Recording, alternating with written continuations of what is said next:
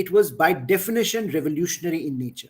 So you wanted it to move dramatically to one side, move dramatically. The state or the state structure should give way to a different order. It was about, the scale of violence increases, the number of people dying, the number of people being killed, the number of people being targeted. It became more deadly in its orientation.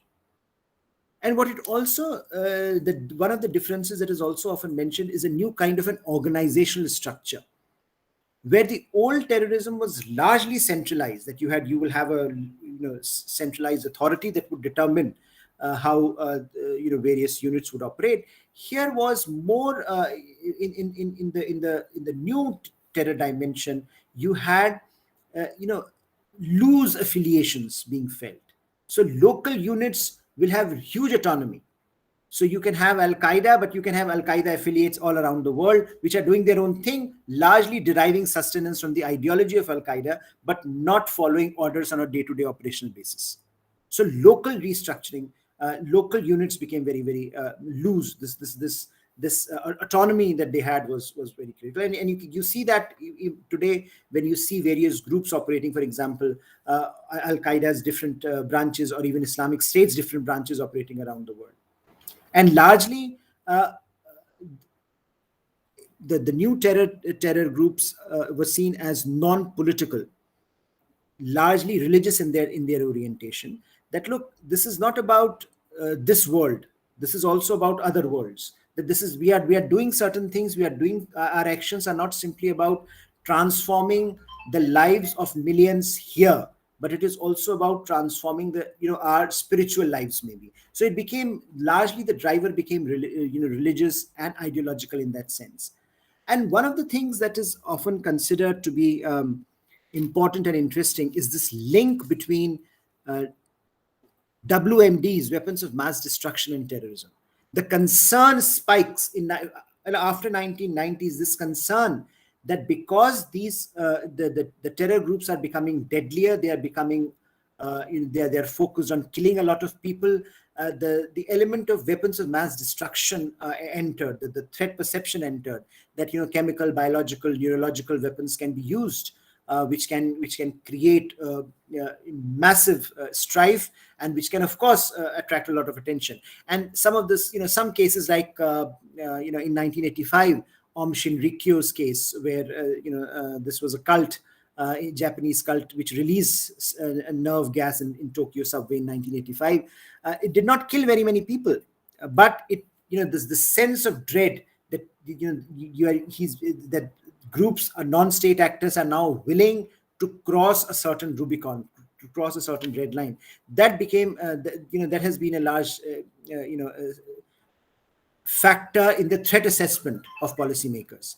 And so if you see, even today, the discussion about non-state actors getting their hands on CBRN, on chemical, biological, and nuclear weapons is a big policy question. How do you make sure that does not happen? And of course, post September 11, this question attained a different level of severity. We have had the issues of, for example, in America, anthrax was used, was transferred from one point to another, leading to some deaths, not a huge catastrophe. But this idea that non-state actors are now willing to cross that threshold, the older idea that here are these groups that do not want a lot of people dead, made now these groups are that they want a lot of people dead, because that's something that is the changing nature of their dimension. And I think when you look at this distinction, some of it is overdrawn, because I think you will see that even in the past, the terror groups were ideologically motivated. A few of them, even in the past, some of them were intent on killing a lot of people. Even in the past, the so-called old terrorism, there was a certain kind of a looseness in organizational hierarchy. But yes, what we have witnessed since 1990s is a certain trend towards a new kind of an orientation, where the new trend lines in terrorism lead us to different sets of policy questions. So where during the old terrorism, the policy question was, how do you then negotiate with these people? How do you then come to terms with them? Because if there is a defined political agenda, then either you accept that political agenda and sit at the table and define that agenda and finalize it in an end game, or you keep on fighting, or you keep on using limited amount of force. Again, something that India has done incredibly effectively. If you look at India's responses to various dimensions of terrorism, from Northeast to Punjab, India has been pretty effective in terms of using its internal might to prevent these groups from attaining some of their objectives. And at times, India has also sat down with some of these groups and tried to achieve outcomes. We are even looking at, for example, in the Northeast, a number of the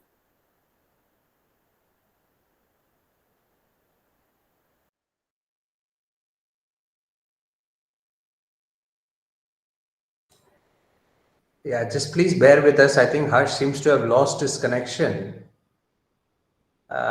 Just please hold on. I'm sure he will attempt to get back.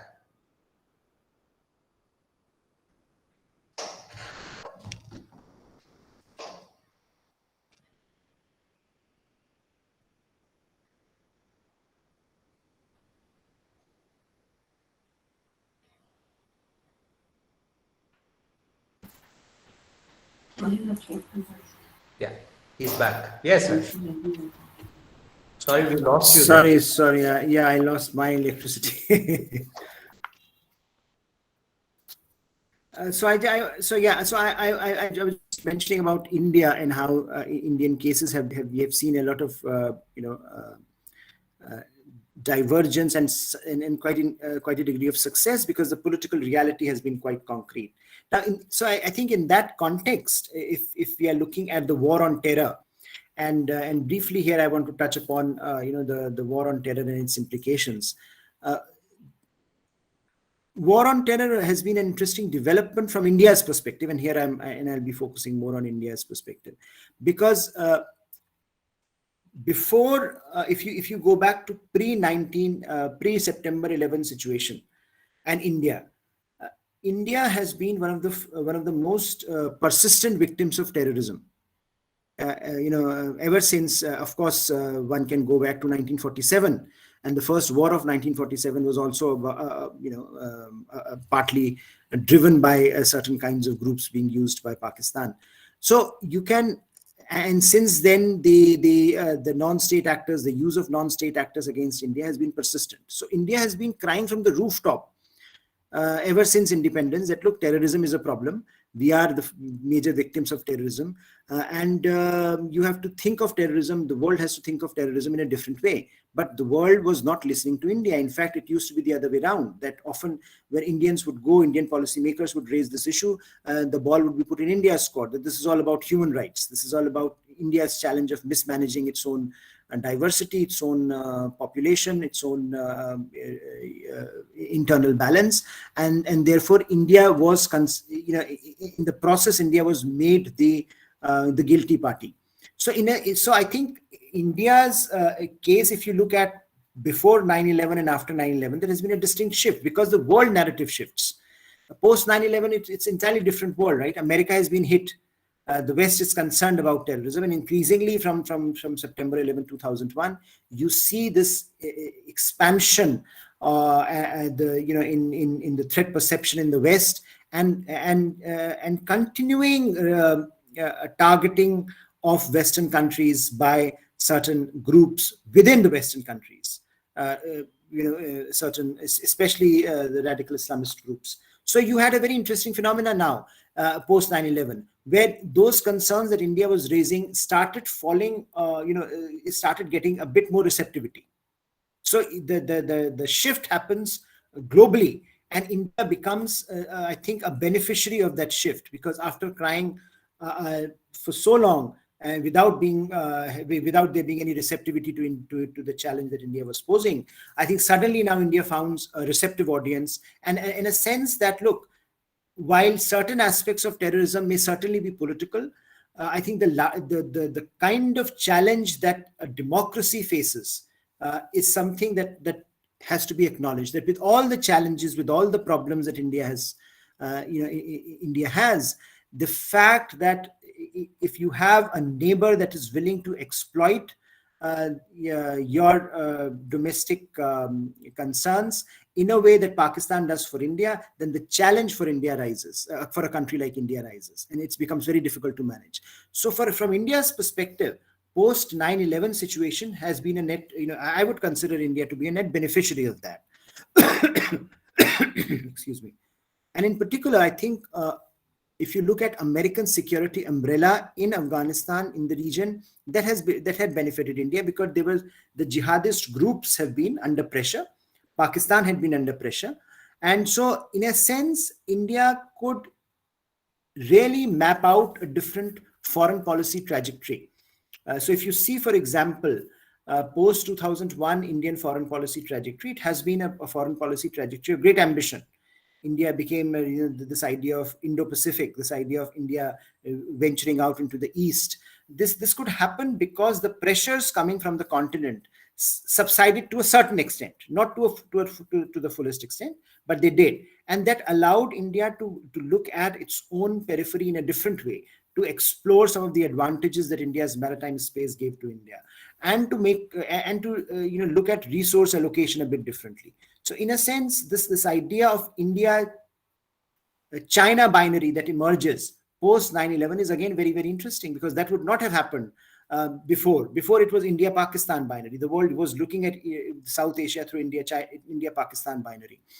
Post 9/11, as George W. Bush starts reevaluating war on terror, reevaluating balance of power in Asia, there is a new recognition of India as a country that can actually play the role of a balancer in the region. And this shift is very important from India's foreign policy and security policy perspective. But I think India's primary challenge in terrorism has remained, because that is a structural problem that India has. I think there are very few countries that face the way India faces the terrorism problem. And that problem is that Pakistan's domestic proclivities, Pakistan's domestic dysfunctionalities make India an obsession for Pakistan. And that means that Pakistan would continue to focus on that in an ideological sense on India, and terrorism becomes for Pakistan a weapon of the weak. That this is an easier way to approach India, that this is an easier way to counter India, this is an easier way to target India. So in a sense, terrorism and continuous generation of problems in Kashmir becomes a sustained issue for Pakistan to manage this asymmetry with India. So therefore, this is a structural problem for India. And I don't think it's going to go away as easily as, and we know that for the last 70 years, it has not gone away. And it is unlikely to go away, because this is something that is happening because of this unique regional environment that we are. It is happening because of the unique domestic dysfunctionalities in Pakistan. And so long as that continues, terrorism will be seen as a tactic for Pakistan. So therefore, for India, the question post 9/11, post September 11, 2001 have been, how does India make Pakistan, how does India expose Pakistan globally, which I think India has done relatively well in the last few decades. How does India keep the pressure on Pakistan? And how does India build its own counter-terror capabilities? And that is where I think the second element for India's terror problem lies, which is India's institutional effectiveness has been marred by a lot of institutions working at cross purposes.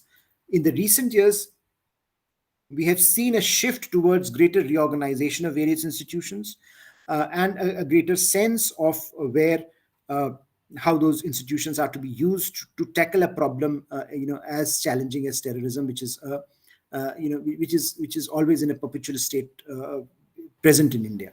The third element here is domestic political, and here I think again it is interesting that Indian, while every time there is a terror attack in India, all political parties rise up and say, "Oh, it's how terrible it is and how bad it is," etc. But if you look carefully, there's still no consensus in India about the source of the problem. So there is a domestic political, divide in India on the issue of terrorism. The domestic political space still not willing to recognize the problem that it is, and so that means that the frayed domestic political space in India gives that space to those groups who can then use India, who can then target India from multiple prisms. So I think you have a structural problem as far as India is concerned, which is the way India is positioned geographically, and with Pakistan and Pakistan's domestic proclivities. You have an institutional problem here, which policymakers are trying to sort out, but it will again it's something that will that is a work in progress. And you have a domestic political problem in a way that domestic political consensus on the core challenge of terrorism still does not exist in India. So while what war on terror did was that it gave India that breathing space to look at some of these core issues. How do you deal with Pakistan? And I think India has cleverly now de-linked itself from Pakistan in some ways, has carved out a new trajectory for itself. How do you keep the pressure on Pakistan, whether through global institutions like FATF, UN Security Council, etc., and how do you build your domestic counter-terror capabilities? And I think that's where again India has been able to push the agenda as far as domestic capabilities are concerned. But I think now that you are going, as I started off by saying that, look, the war on terror is a term that is no longer used by those who started it. So America no longer uses the term war on terror, because war on terror means there is a constant pressure on America to do something about it. If terror is seen as a lower order problem, then it is something that can be managed tactically, and that's where America has moved to after the two disastrous wars from their perspective of Afghanistan and Iraq. So now, if you are looking at contemporary reality from Afghanistan, you do see the challenge that some of the issues that were resolved for India, they can come back to haunt India, and they can come back to challenge India. Of course, India of 2021 is not the India of 2001.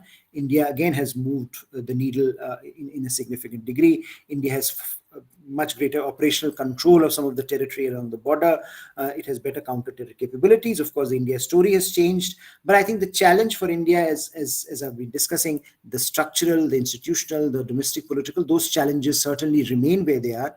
And India will continue to grapple with some of these challenges. Being a democracy, being a multi-ethnic, multi-religious, multicultural democracy, some of these challenges are par for the course.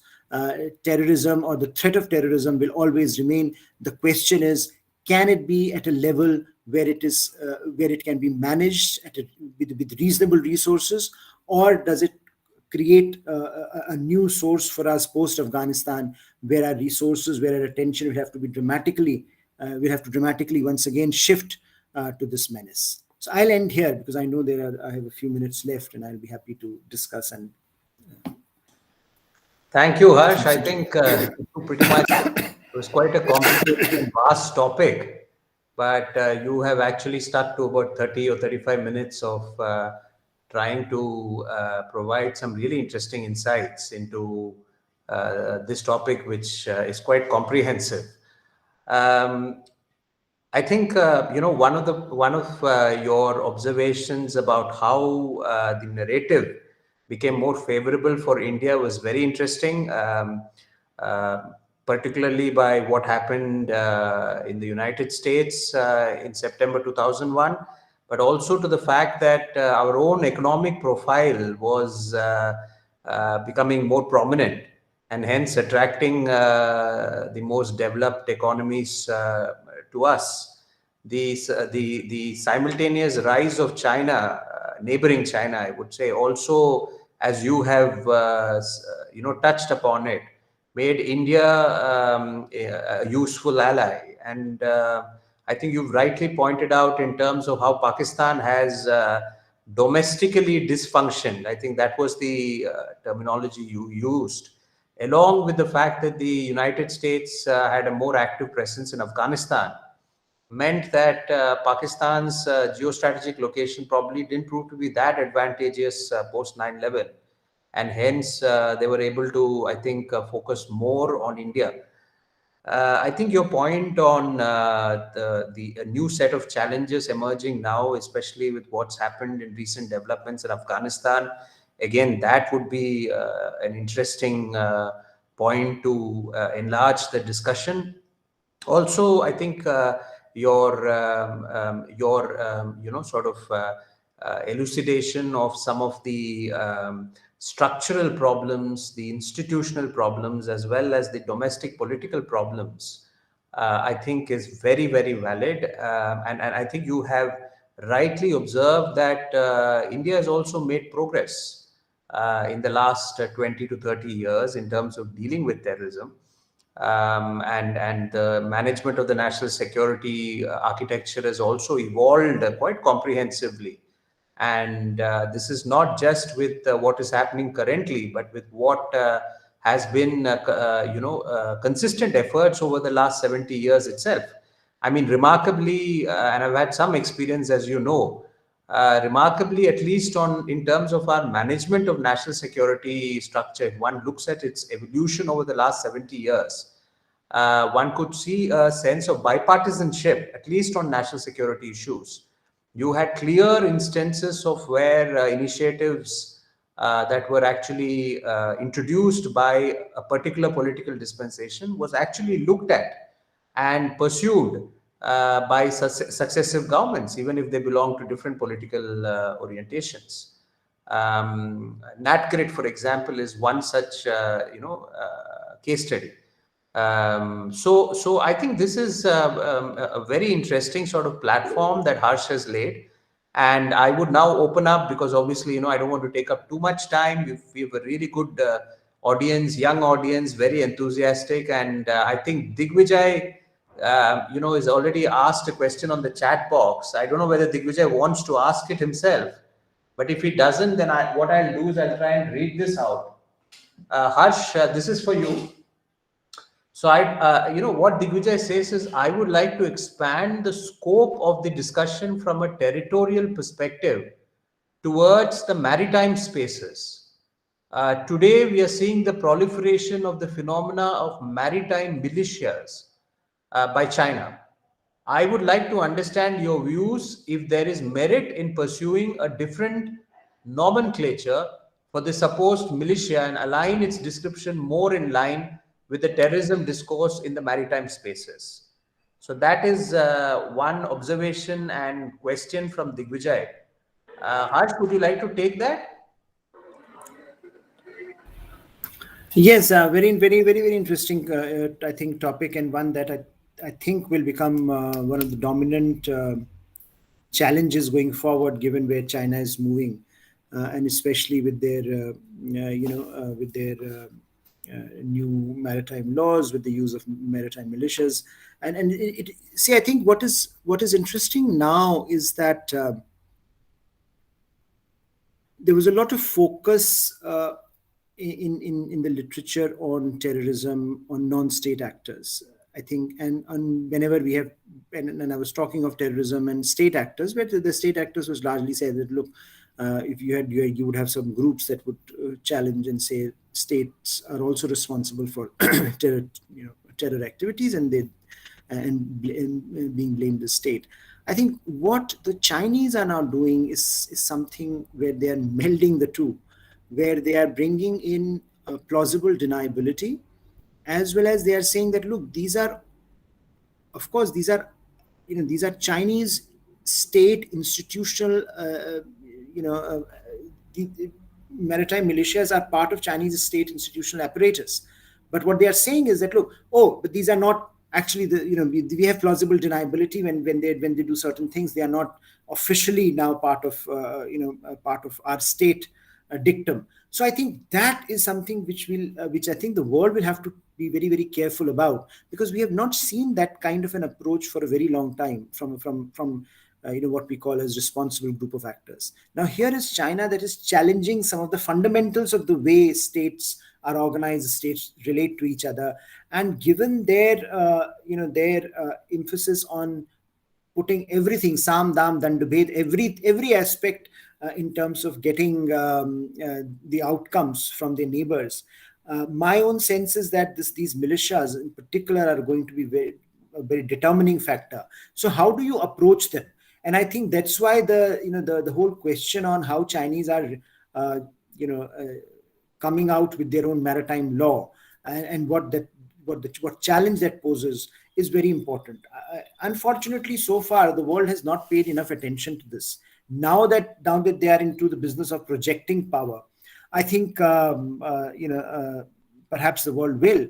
But by not opposing China, say in mid 2000s, when they started approaching the question of South China Sea with a certain degree of ferocity, uh, uh, I think we have made life difficult for us. But I would think that unless there is a consensus, and as you rightly point out, the discourse consensus on what the discourse is going to be on this, and therefore what the policy position is going to be on this, I don't expect a global consensus on this. But I think like-minded countries will have to come to terms with this. Like-minded countries will have to define the terms of engagement with China on this, because if this is a question for smaller countries like Taiwan today, it is going to be a concern for India tomorrow. It is going to be a concern for Japan tomorrow. It is going to be a concern for Indonesia tomorrow.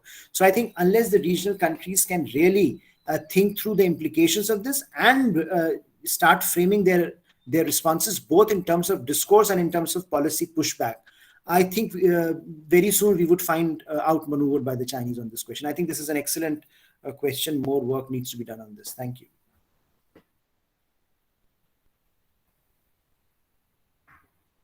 There are a couple of other questions on the chat, but before I come to that, I have, the distinct pleasure to also inform you, Harsh, that Mr. Pratap Heblikar is also part of our audience today. He is, of course, one of our partners, again, an emeritus resource faculty. And Mr. Heblikar, I think, wants to add in something, and we'll always want to listen to what you have to say, sir. Heblikar, sir, please. Sir, please unmute yourself. Okay. Good afternoon, Venkat. Good afternoon, Dr. Pant, my young friends at the RRU and other places. There's just 2 points I would like to make. One is that we still have a lot of work to be done insofar as looking at terrorism in India is concerned. Because right from 1948, when Pakistan sought to annex Kashmir, to 2021, India has seen insurgency, militancy, extremism, political violence, fundamentalism all along till it ended up in terrorism. In my case, I think terrorism takes on when the civilian population becomes the collateral in the fight against the authority. There are 2 areas where I think we are still lacking in significant progress. One is in trying to take the solutions to grassroots level. If you look at the MHA website, we have still some 48 to 50 organizations that have been proscribed by the government. And most of these organizations are in the insurgency areas of the Northeast. I think we have not been able to bring them or discuss and talk to them in a manner that we should be doing. One thing very fortunate that Northeast is not a home to terrorism. It is plain and simple insurgency. The second, I think India has a very unique experience of dealing with all these threats to national security. We did this by a mathematical approach, more boots on ground to deal with this, and technology appearing as a recent actor in our counterinsurgency or counter-terror operations. So, what I would like to ask Dr. Pant is, how do we reduce the number of such organizations which have been proscribed by the government of India? Because they seem to espouse a cause which we feel is not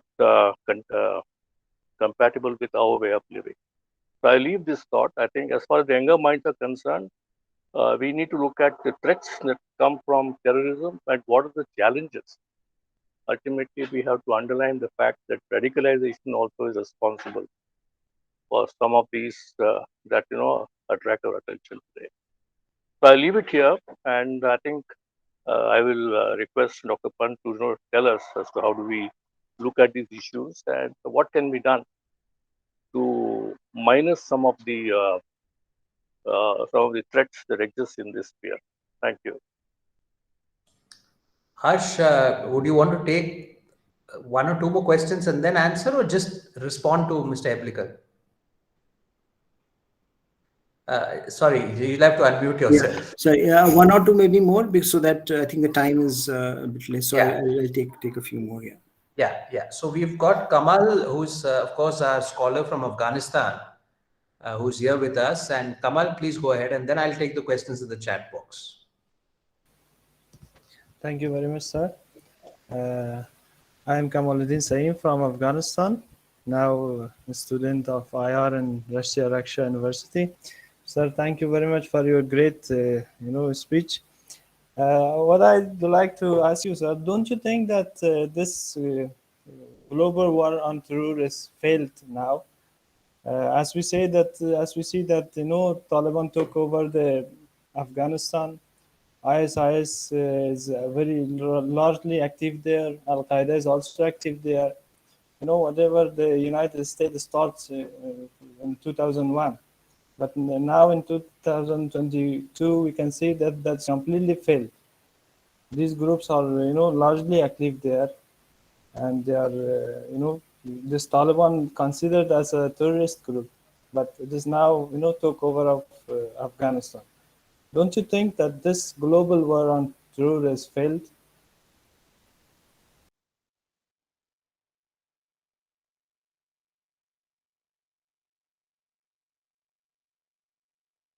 I'll take one more question, Harsh, before you can respond to the three of them. There's a question from Himadri, one of our students here at RRU. She says that India is known for its university in diversity and its secular status, despite being, home to multitudes of religion. However, recently there's been many occurrences of apparent religious gatherings wherein a specific religion has been targeted. So, should we be concerned as this might result in a similar backlash? Also, this could be a blatant blow to the secular forces or secularism itself. I think she's talking about some of these religious sort of this thing. So, Mr. Heblikers, of course, Mr. Sahem, and Himadri's question. Then we'll come to Tanuj and Anurup. Thank you, Venkat. Thank you, Mr. Heblikar. I think,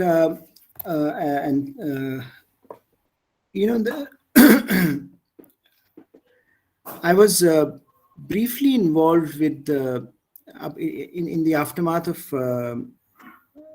9/11, and then there were these attacks on the British metro, and in London attacks that happened. So I was briefly involved with some of the projects that they had commissioned, that the British government had commissioned, to see what is what can be done. So they called it prevent strategy, tackling domestic terrorism, and it turned out that with the social media and with the technological advancements available today, almost 75 to 80% of this is simply London population, of young Muslims, they were linked with some terror group or another, some radical group, not terror group, some radical extremist groups or another. So they were engaging with through technology, whether in Syria, whether in other parts of the Middle East, and they were sitting at home and doing that. Now, what I think, of course, they were all proscribed groups in that sense, and but they were not part of the territorial landscape. So I think that one of the challenges that the governments today are facing is to ensure how the domestic populations within their own territories, and I think Mr. Heblikar talked about radicalization also, do not become this fodder for the radical forces. And what the larger reliance on local communities was seen as one way of approaching this problem. That, look, if you have the local religious elders taking an interest in what the youngsters are doing in their own communities, perhaps there will be a sense of involving these young minds into more constructive issues than, say, some of the more radical extremist views that they had started associating themselves with. Now, the challenge which in the UK that they faced was that while they were able to help a lot of the youngsters, uh, they did not achieve the kind of success that they were thinking they would achieve. So, in a sense, the limits of state intervention, community intervention, were also apparent in the way these problems were being tackled. And in the way that the outcome was, that one saw coming out of some of these projects. So, my own sense is that when you have, in a democracy, you will always have groups that will be disaffected by the government. The question is, some of these groups maybe talking of will have some limited agenda that can be engaged with, that can be dealt with, and that is something that that you bring them into the political mainstream or social mainstream. But some groups will always be, or increasingly, because of the technological shift in the world and the socio political context, will always be adversarial to the state, especially in liberal democracies. This is going to be a huge challenge, and I think completely, you know. Removing them from the landscape may not be feasible, but certainly a reduction in the number of some of these organizations, bringing them into the mainstream, is something that policymakers will have to strive for and should strive for. I think the numbers that are there, they are considerably lower than they were at one point in time. So while we have brought down the numbers, we have not been able to completely eliminate some of these organizations that remain proscribed. Now, removing the support system from around them is one way, but also tackling them forthrightly, and in this day and age, in terms of narrative, is also very important. I think a lot of these groups rely on certain kinds of narratives that they perpetuate. So unless there are counter narratives in the offing, I don't think we will be very successful in taking away the support base that many of these groups have in the larger society. So I think this battle of narratives and counter narratives is pretty important in making sure that these groups lose the support, and as they lose support, perhaps they will become less relevant to some of the policy issues of the day. The issue on whether the terror war has failed, I think, Kamal, my sense is that uh, the West, in some ways, overreached from the very beginning when it said that this is going to be a war, global war on terrorism, right? Which gave you an idea, an artificial idea, that somehow they are going to go out and destroy the enemy perpetually. Now, if, however, this very maneuveristic, this high, these very militaristic approach to terrorism also created a whole spate of second order effects, right? So you had the war in Iraq, for example, is credited with creating ISIS. Now, there may be other reasons, but war on Iraq was also important in creating that network. So I think the issue for West and for other countries is, how do we get the balance between our various instrumentalities right? So what are the various instruments? So military can be one, information can be one, technology can be one, societal interaction can be one, politics can be one. How do we get it all right in a way that allows us to achieve our outcomes? And in that context, I would reiterate the fact that India has been relatively more successful in bringing a number of the groups to the table, either defeating them militarily or by negotiating with them. So India's record on managing insurgencies, on managing some of the extremist groups has been actually quite interesting, and should be engaged with much more substantively by the academia, by researchers like yourself. But I would say that, look, Taliban coming back to power is certainly a setback to the larger narrative of how do we resolve these conflicts. And one of the ways in which one has to keep the pressure on is to say that, look, unless Taliban becomes an inclusive political entity, there is no way that Afghanistan is going to be stable, right? Because the minorities in Afghanistan will always feel vulnerable. The political minorities will always feel that they are at the receiving end of the Taliban. They are not going to support the Taliban. Unless Taliban, becomes, a, an inclusive political entity, there is no way that Afghanistan is going to be stable, right? Because the minorities in Afghanistan will always feel that they are at the receiving end of the Taliban. Unless Taliban themselves have a support base in Afghanistan, a more broader support base, they won't be able to govern Afghanistan. So I think the question is whether this is also about Afghanistan and the neighboring countries to come to terms with each other.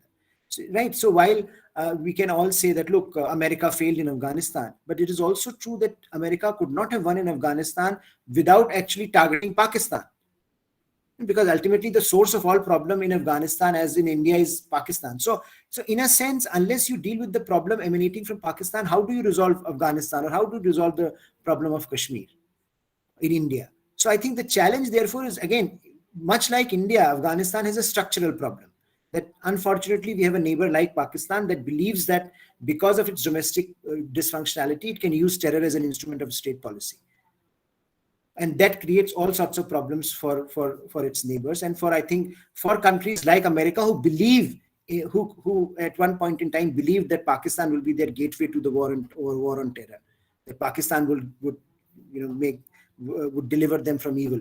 But unfortunately that did not happen. And I think that the question about Himadrian secularism is, of course, that this is a very important question for India, given that we are a multicultural, multi-ethnic society, and any such attempt where you have openly targeting of certain communities, it's something that should not be acceptable, and it does generate a sense of alienation among certain sections of the community. It is not the only reason why you will get extremism and you would get radicalization or you would get terrorism, but it certainly feeds into the narrative that, look, minorities in India are not protected, minorities in India are being targeted, minorities in India are vulnerable. And the more this narrative gets perpetuated, the stronger those forces become who actually want to use terrorism, extremism, and who want to perpetuate and propagate a certain vision of India where there are challenges both within India as well as in the region. Thank you, Harsh. I think we'll just take the final set of questions. Tanuj, of course, has a question in the chat box. How far India could act as a global leader for tackling terrorism? As you mentioned, India, it's been a self-victim of terrorist activities. But how far our experience could help in tackling terrorism? So he's I think you made this point about lack in global consensus even moving forward. I think Tanuj wants to know, does it make sense putting in some efforts in trying to build that global or regional consensus? So that's question number one. The second, I'll go to Anurup. Anurup, brief and quick. Yes, sir. Good evening, sir. So I'm from the School of International Cooperation. So my question is a bit similar to Kamal. So actually, when the global war on terror started in 2001, so it was not sanctioned by the United Nations. It was a NATO force operation. So after this operation, they were at least able to install a representative government. But the thing is, when they tried to come back, it was I think at the highest policy making, decision making apparatus, they could have seen that this situation might happen in near future. So why didn't they think of at least deploying the United Nations peacekeeping forces for some time to at least provide security for to the Afghan forces? Thank you, Anurup. Let me go to Kritika, and then I think we'll take one final question from Shivani. So, Kritika first. Good afternoon, sir. I'm from School of International Cooperation, Security and Strategic Languages. My question is, how do we what our strategy should be while approaching the groups, the fundamentalist groups who are not enlisted by the MHA, who are extremely to a religion, like we call the Bajrang Dal, who was involved in the Delhi riots also. These go unchecked by these terror watchdogs, but they're still instilling the terror in one community. So how our approach should be towards such kind of groups who don't fall into the category of these terror watchdogs, but still the check boxes are checked by it. And the second thing, what are your approach is towards the cyber terrorism, because the terrorism has also evolved itself. So how our strategy should evolve according to that? Thank you, Kritika. Shivani, if you can keep your question brief, I'll also pull in Akash, who has a question, and end with that. Shivani? Sure, sir. Good afternoon, sir. Myself Shivani from School of Criminology and Behavioral Sciences. And my question is sir has already mentioned, there has been so many cases of insurgency across the border. So my question is regarding what happens like on the trafficking cases and the illegal tradings across the border. So can it prove to be a important instrument for the terrorist? And what is your point of view regarding its efficiency for the terrorist institutions? And how can be like if you see that this situation the can worsen the case of terrorism in future.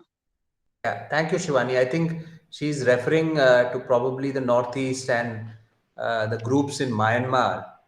And I'm probably trying to understand how illegal sort of trade and that goes across the border might enable such movements of terrorists across the border and hamper, any kind of counter-insurgency efforts. Akash, you will have the final question. Good evening, sir. I am from Central University of Gujarat School of International Studies. My question to her, sir, is why China is recently pushing itself as a democracy. Earlier, Chinese scholars were reluctant to push itself as a democracy. Recently, we saw China also telling us that it believes democracy of outcomes rather than democracy as a process. So how sir sees Chinese propaganda to push itself as a democracy?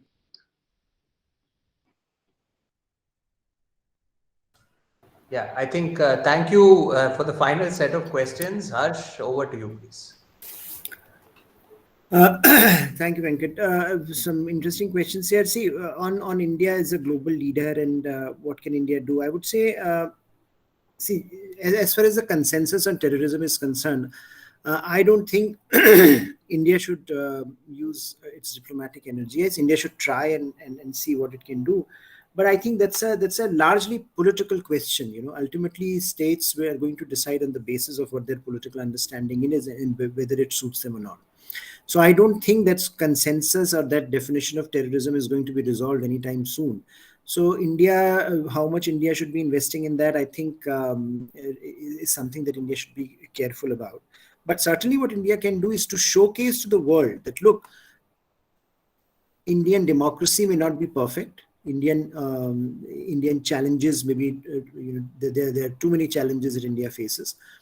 But despite that, look at the diversity of India, look at the composition of India, and India has been able to manage some of these groups who have been challenging India in various ways. There is no single template out there. India has made use of different instrumentalities at different points in time and has been relatively successful. India has never made any claims of big claims like America made war on terror and global war on terror. What India did was, trying to look at every situation in its own way and trying to resolve it to the best possible extent. And we have been relatively successful. The fact that in 1940s no one would bet on India to survive as a democracy, the fact that 70 years, 75 years down the line we are surviving as a democracy is a tribute to the fact that we have been able to manage various contradictions very effectively. And that's a story, I think, that India needs to strongly push forth. And also what is important, I think, where India's leadership actually has made a difference is to showcase this problem of Pakistan as to what happens when you have a country like Pakistan. And as earlier I was talking to Kamal, this issue is not simply related to India, it is also related to Afghanistan. It is related to how Pakistan single-handedly has destroyed all the progress that Afghanistan had made over the last 2 decades. Now, this is something that I think, as a country, as a regional power, as a global emerging power, India should be, showcasing that. Look, this is what happens when you actually are not going to the source of the problem. And when you talk of global war, but you are not actually focused on where where the problem actually is. Problem was never actually in Afghanistan. Problem was elsewhere, and that problem was never tackled. So I think that and I think that India to a certain extent has been doing, and that's why India's leadership on terrorism has been quite effective on global platforms in the last few years, and I hope that continues. Now, when it comes to Anurup, the question on UN peacekeeping in Afghanistan, I think that's a very complicated one, because I don't think UN peacekeeping I don't think there was any consensus in the UN Security Council, and unless there is a consensus on UN Security Council, UN peacekeeping forces would not have been sent to Afghanistan, and UN peacekeeping forces are also sent. I think there is a misunderstanding also. UN peacekeeping forces go to a country on the invitation of the country in question.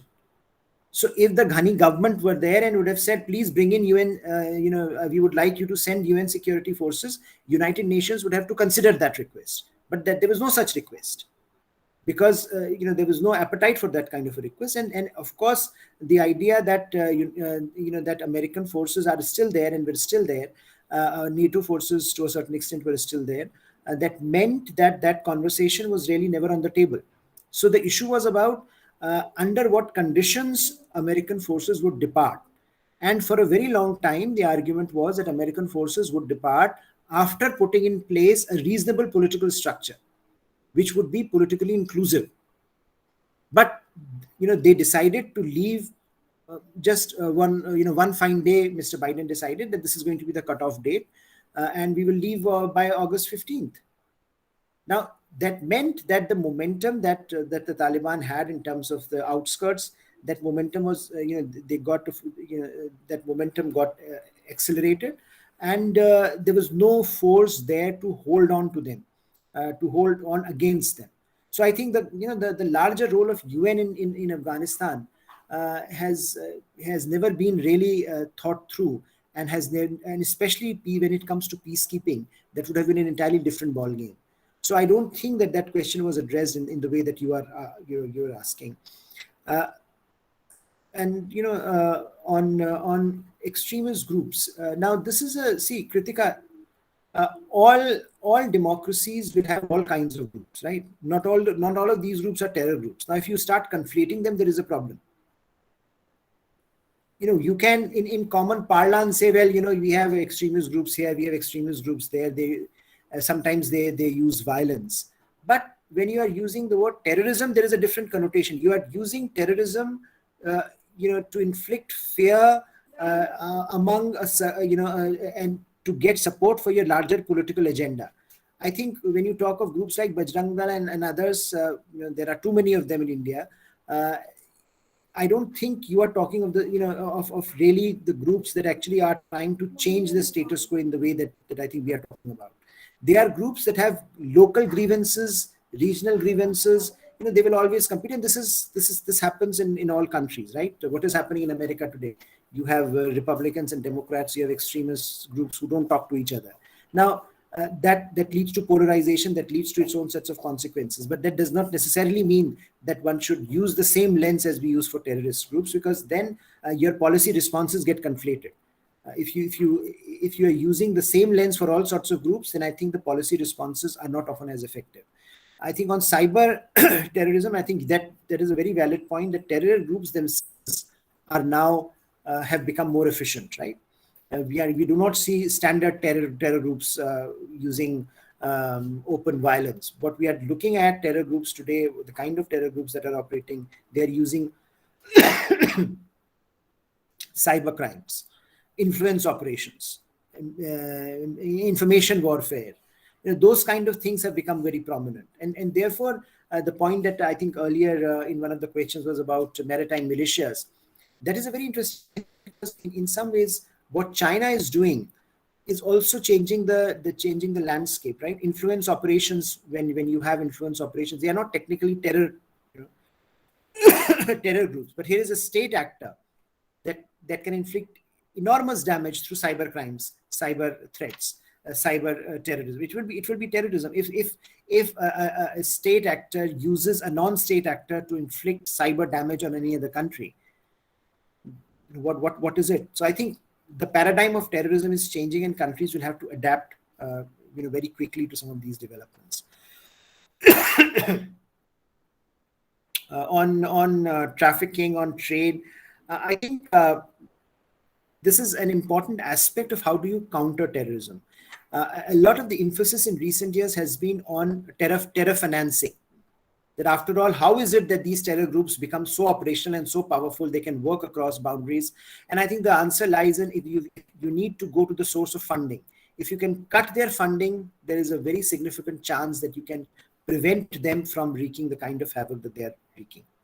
So therefore, I think a lot of these institutional capabilities, the Global Counter-Terror Council, the Financial Action Task Force, all of them are looking at the source of funding, whether it is through narco trafficking, whether it is through illegal trade, illegal cross-boundary trade. I think all those issues are now looked at very, very seriously, because that's where the source of the problem in some ways lies. And a lot of action is there, actually. If you look at the pressure on Pakistan through FATF, Financial Action Task Force, that's a very important intervention that has been made, and Pakistan is under a lot of pressure, because unless Pakistan gets out the grey list, Pakistan will not get a lot of funding from a lot of institutions.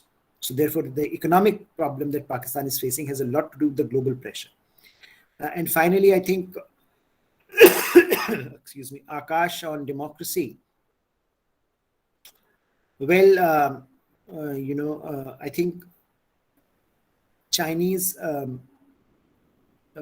Communist Party, of course, is focusing a lot on democracy, partly because democracy is now increasingly becoming a very big fault line in global politics.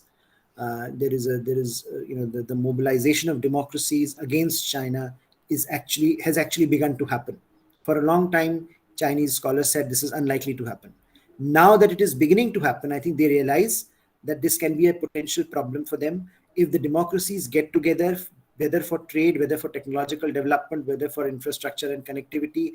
If the binary becomes democracy versus autocracies, or democracies versus China, then I think Chinese recognize the challenge and the pressure that they can be in. And so it's no surprise that they are now focusing on this democracy debate, that they want to showcase that they are also a democracy, and that something that I don't think many people would buy, but no harm in trying.